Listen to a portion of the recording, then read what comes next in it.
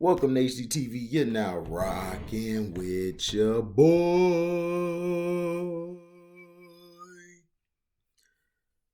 I don't play golf and Michael Jordan doesn't play volleyball.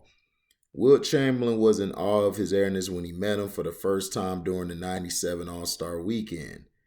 During the 50th anniversary edition All-Star Weekend, Wilt Chamberlain spoke about meeting Michael Jordan for the first time. When we talked about dominating big men in the league, it is impossible not to mention Wilt Chamberlain. The 7-foot center was a walking double-double machine.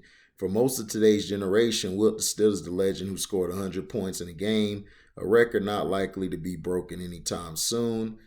Talking about the All-Star Weekend approaching soon, Chamberlain held the record for the most number of points scored in an All-Star game for 55 years.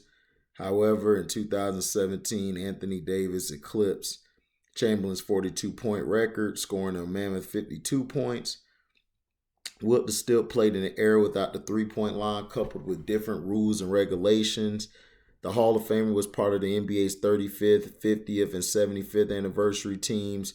The 96-97 that marked 50 years of the NBA had Chamberlain in attendance for the All-Star Weekend in Cleveland. Former NBC reporter Ahmad Rashad caught up with Chamberlain during the game, asking him about Michael Jordan. Surprisingly, the Philadelphia legend had met Air Jordan before the 97 NBA All-Star game. At the time, MJ was at the peak of his career, coming off his fourth championship in the iconic 72-10 season. The Bulls legend had established himself as the GOAT, which I disagree with. He's not the GOAT. Thus, with Chamberlain in attendance for the All-Star game, veteran reporter Ahmad Rashad caught up with them to discuss ball. The former NFL player asked Wilt Stilt about his first meeting with his airness, to which he replied the following: "Well, I just wanted to say hello to him, man. I was like everybody else. I am in awe. We spoke about getting together and talked sometime. It was nice. Most people thought we had met, but no, I don't play golf and he doesn't play volleyball." So when asked if anybody could top his 42-point performance in the 1962 All-Star game, Chamberlain had the following response: "I don't think so. If someone did, they would have to get 27 rebounds too. I don't know." February, let's see. Though Jordan couldn't eclipse Chamberlain's 42-point performance, he had come close during the 1988 All-Star Weekend where he dropped 40 points and was the MVP. And this is the thing about Wilt, man. Let's see if this will play it. Well, this 50th anniversary celebration season of the NBA, we flash back to the 62 All-Star game in St. Louis, and Philadelphia's Wilt Chamberlain lit up the West squad for 42 points, an All-Star record.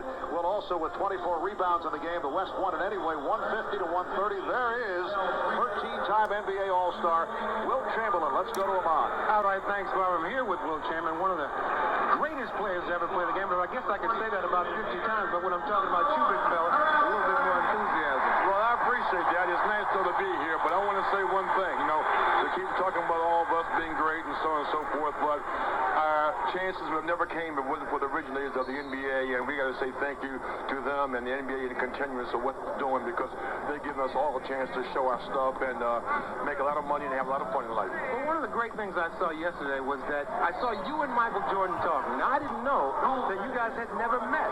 Never met. What was going on in that conversation? Well, I just went over to say hello to him, and I was like everybody else. I meant all. so I went over to say hello and said that we got to get together and talk sometime, which he wanted to do, and it was nice. I mean, most people would have thought that we had met, but no, I don't play golf. You understand? And he doesn't play volleyball. So, but here we are now. 42 points you scored in 62. Anybody going to top that? I don't think so today. If so, they have to get 27 rebounds too. I don't know. Mark, you threw that in. 42 and 27. Back to you, Mark. All right, thanks, Ahmad. Terrell Brandon of the Cavaliers checked in for the first. So basically, when we talk about records and stuff like that, he also grabbed 27 rebounds. I don't believe Anthony Davis grabbed 27 rebounds. So this is what I'm talking about. Wilt was not only a guy who can score, he could rebound, he could pass, he could defend. And I think a lot of times he gets lost in the shuffle. Now, to me, is he the greatest center of all time? Absolutely. Wilt Chamberlain's the greatest center of all time. That's period. Like, he is. Bill Russell to me was more intangibles. He was the greater winner. But the greatest player was Wilt Chamberlain, but the greatest winner was Bill Russell. It was those two who shaped our league into what it is. Kareem Abdul-Jabbar was a great player as well. I just wouldn't put him over Wilt. That's just me personally. I wouldn't. Akeem Olajuwon's my favorite. That's why my five I do is my favorite five. Like J. Kidd, Kobe, Rodman, Duncan, and Akeem Olajuwon. But if we did a consensus, like if I did the greatest center, Wilt Chamberlain was better. Hakeem was probably quicker, like Wilt was explaining, but Wilt was faster. He could run the floor better, which he can. Can't take that from him. But the conversations usually they used to go at it about it. But like I always tell these Jordan stick riders and sack janglers is that they didn't change the rules to stop Mike. They changed the rules to stop Wilt because he was too See, that's dominance. When they make rules to stop you. Don't give me that bum Shaq. Don't give me no Air Jordan. I call him his baldness and Shaq O-Fat. Shaq O-Fat and Air Baldness has nothing on Wilt the Stilt. I'm sorry. I may not have seen Wilt. People be like, you ain't seen Wilt play. Well, but the guy was dropping 50-some points a game. Like almost 60s and 70 points a game. And he slowed down scoring after a while. And he started averaging almost 10 assists a game.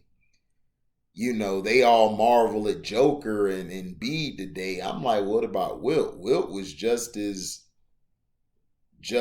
great as, if not better than these guys. I think he's better than all of these guys. To me, if he played in today's NBA, oh my gosh, Wilt could run the floor. The lanes are open. They would have to change the rules back because Wilt would be averaging 100. So, like I said, they adjust the rules each decade to fit who they want to be the stars and who they don't want to be the stars. So, thank you for listening. Like, comment, subscribe, share this. Hit the notification bell to select all to receive upcoming notifications. And if you love what you hear, you can donate. You can donate to the page by going to the description box, hitting the link. You could donate $1. You could donate $1 million. Whatever you're willing to give, we'll accept. Thank you guys for listening, and I am out. Live boy and Daisy.